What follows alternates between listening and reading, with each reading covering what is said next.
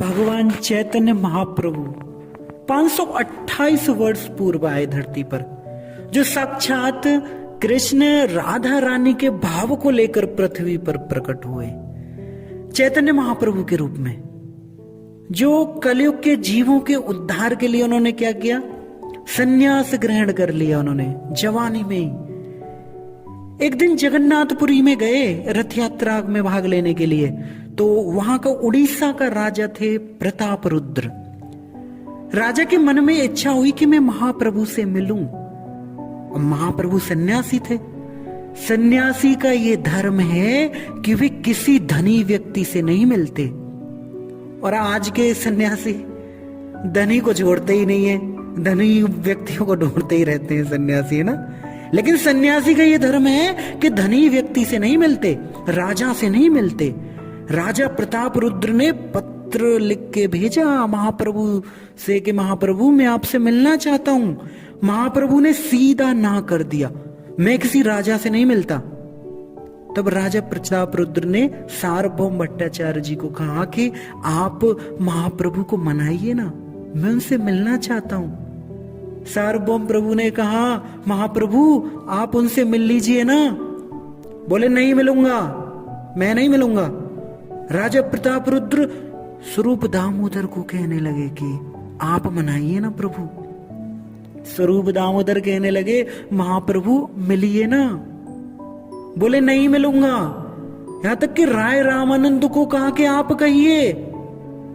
जब बार बार कहने लगे वो महाप्रभु जी से कि महाप्रभु जी आप मिल लीजिए, तो महाप्रभु ने आखिर में कह दिया कि आप लोग बार बार मेरे पास आकर कहते हो कि राजा को मिलो, राजा को मिलो है। मैं एक बार कह दिया कि मैं राजा से नहीं मिलूंगा। अगर अब की बार अगर कह दिया ना, मैं फिर क्या करूंगा, मैं सब छोड़ के चला जाऊंगा। अब तो महाप्रभु के कोई कुछ मतलब शांत हो गए सारे। कुछ दिन बीते, जगन्नाथ यात्रा का जो दिन था वो निकट आ गया। तो उस जगन्नाथ की रथ यात्रा में राजा प्रतापरुद्र भी आए थे, चैतन्य महाप्रभु भी थे।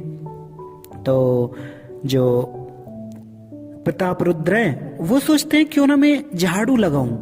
वो स्वयं जगन्नाथ जी के आगे वो झाड़ू लगाने लगे, लेकिन फिर भी चैतन्य महाप्रभु उनसे नहीं मिले। महाप्रभु ने उस जगन्नाथ यात्रा में बहुत नृत्य किया, बड़ा सुंदर नृत्य किया। जो नृत्य करते करते महाप्रभु थोड़ा थक गए, और बाजू में क्या हुआ, एक सुंदर उद्यान था, उसमें महाप्रभु जी चले गए और एक वृक्ष के नीचे जाकर कुछ देर के लिए थोड़ा सा वो सोने का वो करने लगे। अब सार्वभौम भट्टाचार्य ने इशारा कर दिया प्रतापरुद्र को कि आप उस बगीचे में चले जाएं। अब तो उस बगीचे में जाके राजा प्रतापरुद्र ने क्या किया, गोपी गीत गाने लगे। गोपी गीत, गोपी गीत की बात, जो गोपी गीत है वो भक्त और भगवान ही समझ सकते हैं। इसको तो गोपियां ही समझ सकती हैं, इसका भाव, या भगवान ही समझ सकते हैं। तो वो प्रतापरुद्र जोर जोर से गोपी गीत गाने लगे। जयते ते देवकम जन्मना ब्रजा, जब ऐसे उच्चारण करने लगे और महाप्रभु के कान में जब ये गोपी गीत गया तो उनकी निद्रा टूट गई और वे एकदम मचलने लगे। गोपी गीत ये कौन गा रहा है? देखा तो उन्होंने ढूंढने लगे चारों तरफ। अब तो देखा राजा प्रतापरुद्र गा रहे हैं। महाप्रभु दौड़कर उनको आलिंगन कर लिए, उनको गले लगा लिए। और देखो पहले नहीं सामने आ रहे थे प्रतापरुद्र के चैतन्य महाप्रभु, लेकिन देखा कि ये तो इतना बड़ा भक्त है ना।